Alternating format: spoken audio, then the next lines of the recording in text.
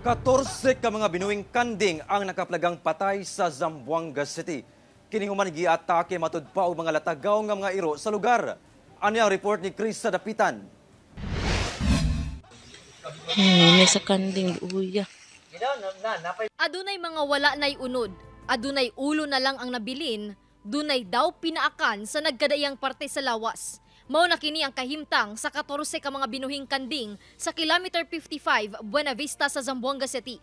Sumala sa pag-umangkon sa tag-iya sa mga kanding, kinsa maoy tigbantay niini ug uban pa nilang alagang hayop. Pasado alas 7 Martes sa buntag, naabta na lang nila nga wala nay kinabuhi ang ilang mga binuhing kanding. Wala lagi katong ipang masakit, mga busbos ang mga lubot sa paa, daghang pinaakan. Napayupat na bilin. Posible kunong mga iro ang miatake sa ilang binuhing kanding. Adoy nakagi, mga alas 10 sa gabi, nagsagitay daw na ang kanding. O dapo daw iro, nagsige daw paghutang iro. Jud ma'am, kay naaman dito, nakadugo pa gani ang baba sa iro ma'am. Yung tago sa libon. Katuman daw ng iro nga, wala ba'y tagiya ba? Sumala pa, ang pagbuhi og mga hayop ang panginabuhian sa pamilya og kapin dekada na. Miabot kuno og kapin 40,000 pesos ang danyo sa pagkamatay sa ilang mga hayop. Human sa hitabo, gipanghatag na lang sa tag-iya sa mga silingan ang giatake nga mga kanding. Sumala sa barangay, mga latagaw nga iro matud pa ang miatake sa mga kanding.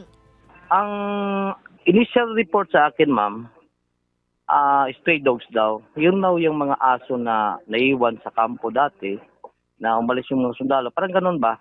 O mga aso na hindi na pinakain ng mga may-ari, nagkasama-sama yan, ma'am.